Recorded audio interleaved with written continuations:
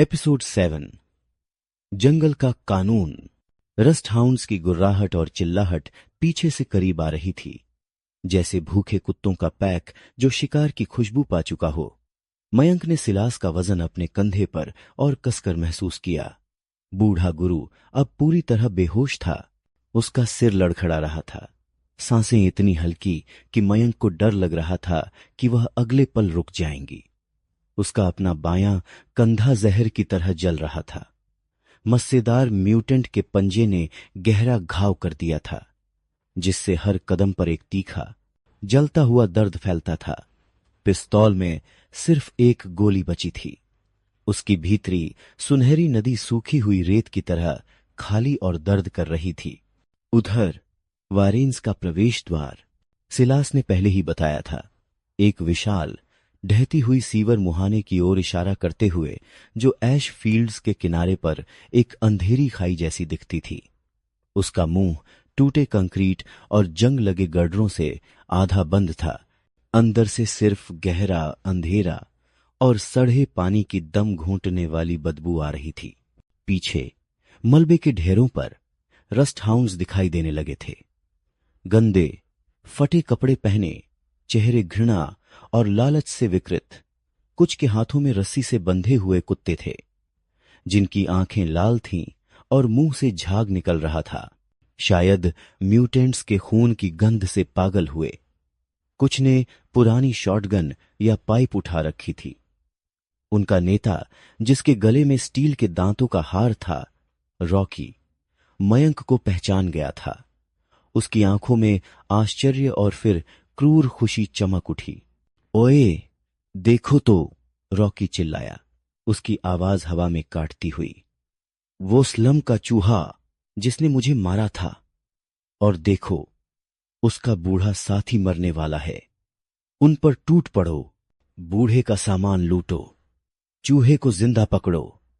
कालू भैया उसे याद दिलाएंगे उसकी हरकतों का। हुंकार भरते हुए स्कैवेंजर भीड़हड़ान से नीचे की ओर दौड़ पड़ी। पागल कुत्ते उनसे आगे भागे, गुर्राते हुए, लार टपकाते हुए। मयंक ने एक आखिरी बार पीछे देखा। रस्ट हाउंड्स बहुत करीब थे। उसके पास कोई विकल्प नहीं था। उसने गहरी सांस भरी, अपने भीतर के खालीपन को नजरअंदाज करते हुए। चलो सिलास, वह बुदबुदाया और सीवर मुहाने की ओर दौड़ पड़ा। अंधेरा उन्हें निगल गया। ठंडी नम हवा ने उन्हें घेर लिया, भारी सड़ांध से भरी हुई। जमीन फिसलन भरी थी, कीचड़ और अज्ञात कचरे से लथपथ। पीछे से रस्ट हाउंड्स की चीखें और कुत्तों की गुर्राहट गूंजी, उन्हें अंदर आने से नहीं रोक पाई। मयंक ने जितना हो सके तेज चलना शुरू किया, अपने पैरों को कीचड़ में से खींचते हुए। उसकी आंखें धीरे धीरे अंधेरे के आदी होने लगीं। कंक्रीट की ट्यूनल की धुंधली रूपरेखा दिखाई देने लगी। दीवारें टपक रही थीं, फर्श पर दरारें थीं, जगह जगह ढह गई थी। स्टॉप चूहा, बाहर आ, रॉकी की आवाज प्रवेश द्वार से गूंजी, पर उसकी आवाज में संदेह था। अंदर, अंदर मौत है, डेमंस रहते हैं वहां। बाहर आ और हम तुझे जल्दी मार देंगे। मयंक ने नजर नहीं मोड़ी। उसने आगे बढ़ना जारी रखा। डेमंस बाहर भी थे। कम से कम अंदर वाले डेमंस का उसे पता था। यहां उसके पास एक मौका था, छोटा सा पर था। उसने सिलास को और कसकर पकड़ा, उसकी नब्ज टटोलते हुए। कमजोर पर धड़क रही थी। ट्यूनल मोड़ लेती थी, फिर चौड़ी होती थी। अचानक एक विचित्र दृश्य सामने आया। ट्यूनल एक विशाल गुंबदाकार गुफा में खुलती थी, जिसकी छत ऊंची और अदृश्य थी। हवा में धुंध थी, हल्के हरे रंग की फॉस्फोरेसेंट फफूंदी से रोशन, जो दीवारों और ढही हुई मशीनरी पर चमक रही थी। हवा में अब सिर्फ सड़ांध नहीं थी, उसमें धातु की गंध, गर्म तेल और जलती हुई धातु की तीखी महक मिली हुई थी। और आवाजें, दूर से हथौड़ों के प्रहार की गूंज, धातु की चीख और एक निरंतर गहरी गड़गड़ाहट। फोर्ज मास्टर, मयंक ने फुसफुसाया। उम्मीद की एक किरण उसके थके हुए दिल में जगी, पर उसकी उम्मीद जल्दी ही कुचल दी गई। गुफा के फर्श पर उनके और दूसरी तरफ जाने वाली ट्यूनलों के बीच आकृतियां खड़ी थीं। वे स्कैवेंजर नहीं थे, ये आदमी थे, पर किसी क्रूर कारीगर के हाथों गढ़े हुए जैसे। उनके शरीर पर जंग लगे धातु के प्लेट्स जड़े हुए थे, बोल्टों से जुड़े हुए जो उनकी त्वचा में घुसे हुए थे। किसी की बाजू की जगह क्रूड मैकेनिकल क्लॉ लगी थी। किसी के चेहरे का एक हिस्सा धातु की प्लेट से ढका हुआ था। उस पर एक लाल यांत्रिक आंख जल रही थी। उनके हाथों में भारी जंग खाए पाइप या धारदार धातु के टुकड़े थे। उनकी आंखों में कोई मानवीय भाव नहीं था, सिर्फ खालीपन और एक क्रूर सतर्कता। एक जिसके कंधे पर एक छोटा धुआं छोड़ता जनरेटर लगा हुआ था, आगे बढ़ा। उसकी आवाज एक खराब गियरबॉक्स की तरह खरखराई। नो एंट्री, फोर्स मास्टर का डोमेन, ट्रेसपेसर्स, डाई। मयंक रुक गया। उसके पीछे रस्ट हाउंड्स की आवाजें करीब आ रही थीं। सामने ये धातु मांस के गार्ड। सिलास की जान बूंद बूंद कर बह रही थी। उसकी खुद की ताकत खत्म हो रही थी। क्या करूं? तभी पीछे से रॉकी और उसके दो साथी प्रवेश द्वार पर दिखाई दिए, अपनी शॉटगन ताने हुए। उनके पीछे और स्कैवेंजर इकट्ठा हो रहे थे। हां, फंस गया चूहा, रॉकी चिल्लाया।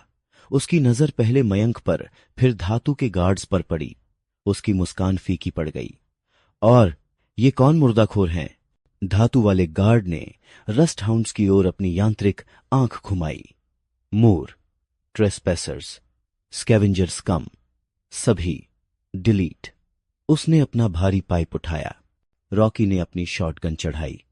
ओहो, तू किसे कम कह रहा है? जंग खाया कबाड़? उसके आदमी भी हथियार तानने लगे। मयंक ने अवसर देखा। ये दोनों गुट उसे मारने आए थे। अब वे एक दूसरे पर टूटने वाले थे। उसने सिलास को एक बड़े ढह गए पाइप के पीछे धीरे से लिटाया, खुद भी उसके पीछे दुबक गया। उसने अपनी पिस्तौल तैयार की। आखिरी गोली। ये चूहा हमारा है, रॉकी गर्जा। ये सब फोर्ज मास्टर के हैं, धातु गार्ड खरखराया। बॉम्ब। रॉकी की शॉटगन चमकी। क्लैंग। गोली धातु गार्ड के सीने पर लगी। उसे पीछे धकेल दिया, पर उसकी कवच प्लेट ने उसे रोक लिया। गार्ड गुर्राया और आगे बढ़ा। यही संकेत था। गुफा युद्ध क्षेत्र बन गई। Bomb bomb. रस्ट हाउंड्स की शॉटगन गरजी। Clang clang. गोलियां धातु के कवच से टकराईं। धातु गार्ड्स गुर्राते हुए आगे बढ़े, अपने भारी पाइप और ब्लेड घुमाते हुए। एक रस्ट हाउंड जो बहुत करीब आ गया था, उसका सिर एक पाइप के वार से फट गया। खून और दिमाग का लपेटा हवा में फैला। एक धातु गार्ड की यांत्रिक आंख एक शॉटगन ब्लास्ट से उड़ गई। वह चीखता हुआ पीछे हटा, धुआं उठाते हुए। मयंक ने दुबके हुए इस अराजकता का फायदा उठाने की कोशिश की। उसने सिलास की ओर देखा। बूढ़ा आदमी पीला था। उसकी सांसें बेहद उथली थीं। उसे चिकित्सा चाहिए। अब उसने गुफा को निगाह दौड़ाई। दूर दीवार पर धुंध में एक विशाल खुला प्रवेश द्वार दिखा, जहां से लाल नारंगी रोशनी और तेज हथौड़े की आवाज आ रही थी।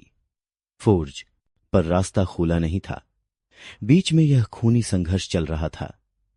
रॉकी और उसका एक आदमी एक धातु गार्ड को घेर रहे थे। उस पर गोलियां बरसा रहे थे। एक और गार्ड पास के मलबे में एक रस्ट हाउंड को कुचल रहा था। मयंक ने अपने भीतर की खाली नदी से ऊर्जा खींचने की कोशिश की। सिर्फ दर्द मिला, एक चुभता हुआ खालीपन। उसकी पिस्तौल में एक गोली थी। उसे एक साफ शॉट चाहिए था, एक रास्ता बनाने के लिए। तभी रॉकी ने उसे देख लिया।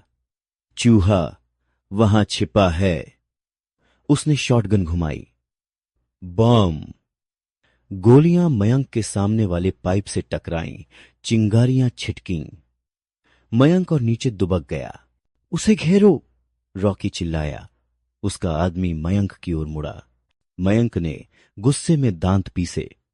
शिकारी, शिकार मत बनो, शिकारी बनो। उसने अपने एनर्जी सेंस को फैलाया। हालांकि यह दर्द दे रहा था। उसने रॉकी के आदमी को महसूस किया, उसकी तेज डरपोक ऊर्जा, उसके दिल की धड़कन, उसके गले का नीचे का हिस्सा, एक खुला स्पॉट। उसने पिस्तौल उठाई। सिर्फ एक शॉट, इसे काउंट करना होगा। वह पाइप के बाईं ओर से बाहर झांका। रॉकी का आदमी झिझक रहा था। मयंक ने निशाना साधा। उसकी गर्दन के निचले हिस्से पर, कॉलर बोन के ऊपर।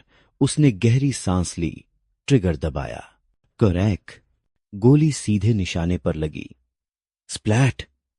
आदमी का गला फट गया। वह हांफता हुआ पीछे गिरा, खून के फव्वारे छोड़ता हुआ। अरे! रॉकी चीखा, गुस्से से आग बोला। उसने अपनी शॉटगन फिर से मयंक की ओर घुमाई, पर मयंक हिल चुका था। वह पाइप के दूसरी ओर से निकला, सीधे रॉकी और उसके घिरे हुए धातु गार्ड के बीच की ओर दौड़ा। गार्ड घायल था। उसकी कवच प्लेटें मुड़ी हुई थीं, पर वह अभी भी खतरनाक था। रॉकी ने मयंक को देखा, पर तब तक बहुत देर हो चुकी थी। मयंक ने अपने शरीर के आखिरी सारे संतुलन का इस्तेमाल करते हुए एक कुशल रोल लगाया। सीधे धातु गार्ड के पैरों के पास पहुंच गया। ये लो! वह चिल्लाया और अपने पैर से जोर से गार्ड के घुटने के पीछे वाले जोड़ पर प्रहार किया।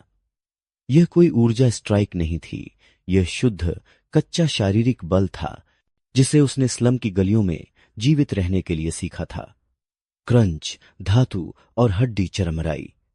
गार्ड एक पागल चीख के साथ घुटनों के बल गिरा। रॉकी, जिसने शॉटगन घुमाने की कोशिश की थी, अब सीधे गिरते हुए गुस्से में गुर्राते गार्ड के सामने था। गार्ड ने दर्द और गुस्से से अंधा होकर अपना भारी पाइप उठाया और रॉकी के सीने पर जोर से मारा। थड! रॉकी की हड्डियां चरमराईं। वह हवा में उछला और कई फीट पीछे गिरा, बेजान। अराजकता और बढ़ गई। बचे हुए रस्ट हाउंड्स अपने नेता को मरता देखकर डर गए। वे पीछे हटने लगे। बचे हुए धातु गार्ड्स, एक घायल और दूसरा गिरा हुआ, उनका पीछा नहीं कर सके। मयंक ने इस अवसर का फायदा उठाया। उसने सिलास को फिर से उठाया। यह काम अब और भी मुश्किल लग रहा था, और उस विशाल फोर्स प्रवेश द्वार की ओर दौड़ पड़ा। उसके पैर कीचड़ में फिसल रहे थे। उसके घाव से खून बह रहा था, पर उसने दौड़ना जारी रखा। लाल नारंगी रोशनी करीब आ रही थी। हथौड़ों की आवाज तेज हो रही थी। वह द्वार तक पहुंचा और अंदर झांका। दृश्य ने उसकी सांसें रोक दी। यह कोई साधारण फोर्ज नहीं था। यह एक विशाल ज्वालामुखी गुफा जैसा था। दीवारें काली चट्टान की थीं, जिसमें से गर्मी की लहरें निकल रही थीं। केंद्र में एक विशाल गड्ढेदार गड्ढा था, जिसमें से नारंगी लावा उबल रहा था। गर्मी से हवा तरंगित हो रही थी। गड्ढे के चारों ओर जटिल पुलबंद और प्लेटफॉर्म थे। जंग लगे पुलों से जुड़े हुए विशाल हथौड़े भाप या हाइड्रोलिक से चलते हुए ऊपर नीचे हो रहे थे। विशाल धातु के सांचों पर चोट करते हुए, जिनसे चिंगारियों के झोंके निकल रहे थे। हवा गर्मी, धातु और जलते कोयले की गंध से भारी थी, और प्लेटफॉर्म पर लावा की लाल रोशनी में एक आकृति खड़ी थी। वह आदमी विशालकाय था, लगभग 7 फीट लंबा। उसके कंधे चौड़े, मांसपेशियां लोहे की रस्सियों जैसी, जो जंग लगी धातु की प्लेटों के नीचे उभरी हुई थीं। उसकी पूरी दाहिनी बाजू यांत्रिक थी, एक जटिल असेंबली ऑफ पिस्टन, गियर्स और हाइड्रोलिक ट्यूब्स, जिसके सिरे पर एक विशाल भाप छोड़ता हथौड़ा था। उसका चेहरा कठोर था, दाढ़ी और बाल जंग और राख से सफेद हुए थे। एक आंख सामान्य थी, भूरी और भेदक। दूसरी आंख एक जटिल लाल लेंस वाला यांत्रिक प्रोस्थेटिक था, जो चमक रहा था। उसने मयंक की ओर देखा, और उस एक नजर में इतनी क्रूर शक्ति और अविश्वसनीय बुद्धिमत्ता थी कि मयंक पीछे हट गया। फौज मास्टर ने अपना विशाल यांत्रिक हथौड़ा नीचे किया। धातु के सांचे पर क बूम का भयानक धमाका हुआ, जिससे चिंगारियों का झरना फूट पड़ा। उसने बिना किसी उतावलपन के मयंक की ओर मुड़ा। उसकी आवाज गहरी, गड़गड़ाहट भरी थी, जैसे पहाड़ों के टकराने की आवाज जिसमें धातु की खरखराहट मिली हुई थी। तो सिलास ने आखिरकार तुझे ढूंढ ही लिया और अब वह मरने के कगार पर है। उसकी यांत्रिक आंख सिलास के बेहोश शरीर पर घूमी। क्या तू उसके लायक है बच्चे, या तू सिर्फ एक और कचरा है जो मेरे दरवाजे पर फेंका गया है? मयंक ने सिलास को धीरे से फौज के फर्श पर लिटाया। उसने सीधा खड़ा होकर अपने दर्द और थकान को नजरअंदाज करते हुए फौज मास्टर की आंखों में देखा। उसकी आवाज में जब वह बोला तो कांपी पर दृढ़ थी। वो मेरा गुरु है, उसने मुझे बचाया, उसकी जान बचाओ। फिर जो चाहो सो करो, मुझे मार दो, मुझे गुलाम बना लो, पर उसकी जान बचाओ। फौज मास्टर ने एक क्षण के लिए उसे देखा। उसकी यांत्रिक आंख चमकी। फिर उसने एक कर्कश हंसी हंसी, जैसे पुराने इंजन के चालू होने की आवाज। गुलाम? मुझे गुलामों की जरूरत नहीं, मुझे सामग्री चाहिए। और तू? उसने अपनी यांत्रिक बाजू उठाई, हथौड़ा चमकता हुआ। दिलचस्प सामग्री लगता है। तेरी आंखों में वो आग है, वो आग जो सिलास को बचाने के लिए तूने जलाई थी, और वो आग जो तेरे भीतर सोई हुई है। वह एक कदम आगे बढ़ा, उसका भारी कदम फर्श को हिला देता हुआ। पर पहले बूढ़े को बचाना होगा। उसके बाद हम देखेंगे कि तू किस चीज से बना है बच्चे। क्या तू सच में जल सकता है या सिर्फ खोखला कोयला है? उसने अपनी सामान्य बाजू से एक तीखी सीटी बजाई। छाया से दो और आकृतियां निकलीं, पतली, चुस्त। उनके हाथों की जगह सूक्ष्म सर्जिकल उपकरण और इंजेक्टर लगे हुए थे। उनके चेहरे भी आंशिक रूप से यांत्रिक थे। बूढ़े को इन्फर्मरी ले जाओ, उसके खून को रोको, उसे जिंदा रखो। वे सिलास को उठाने लगे। मयंक ने आगे बढ़ना चाहा, पर फौज मास्टर की यांत्रिक बाजू उसके सामने आ गई। तू नहीं, तू यहीं रहेगा, हमारा काम अभी खत्म नहीं हुआ है। उसने अपनी यांत्रिक आंख गुफा के प्रवेश द्वार की ओर घुमाई। तू कचरा लेकर आया है, और अब वो कचरा मेरे दरवाजे तक आ गया है। प्रवेश द्वार पर धातु गार्ड्स के शवों के पार कई जोड़ी आंखें दिखाई दे रही थीं। रस्ट हाउंड्स जो पीछे हटे थे, अब फिर से इकट्ठा हो रहे थे, अपने मरे हुए साथियों और शत्रुओं को देख रहे थे। उनकी आंखें अब भय से ज्यादा लालच और बदले की भावना से जगमगा रही थीं। उनमें से एक ने एक फ्लेयर जलाया और हवा में फेंका। लाल रोशनी ने गुफा को नहा दिया। फौज मास्टर ने अपना विशाल हथौड़ा उठाया। वह चमकने लगा। रस्ट वॉरेंस का कानून सरल है बच्चे। जो ताकतवर होता है वह जीवित रहता है, और आज हम उन्हें याद दिलाएंगे कि यहां कौन ताकतवर है। उसकी नजर मयंक पर पड़ी। तूने लड़ाई की, अब लड़ाई को खत्म करो, मेरे साथ आ, और दिखा उन कुत्तों को कि तेरे भीतर की आग क्या कर सकती है। मयंक ने अपने जले हुए कंधे पर हाथ रखा। उसने अपने भीतर की खाली, दर्द करती नदी को महसूस किया। फिर उसने सिलास को ले जाते हुए उन यांत्रिक सहायकों को देखा। उसके पास कोई विकल्प नहीं था। फौज मास्टर का कानून था, राख का कानून। उसने निगाह फौज मास्टर की ओर उठाई। उसकी आंखों में एक नई चिंगारी जलती हुई। चलो, उसने कहा। उसकी आवाज में अब कोई कंपकंपी नहीं थी, सिर्फ एक ठंडी थकान और स्वीकृति। इन कुत्तों को उनकी औकात दिखाते हैं। वह फौज मास्टर के साथ लावा की लाल रोशनी में बढ़ते हुए रस्ट हाउंड्स की भीड़ की ओर चल पड़ा। उसका पहला पाठ यहां समाप्त हो गया था। दूसरा अब शुरू हो रहा था। लोहे और आग के सबक, और यह सबक खून से सींचा जाने वाला था। आगे के एपिसोड्स सुनने के लिए YouTube पे जाकर द लेजेंड स्टोरी को सब्सक्राइब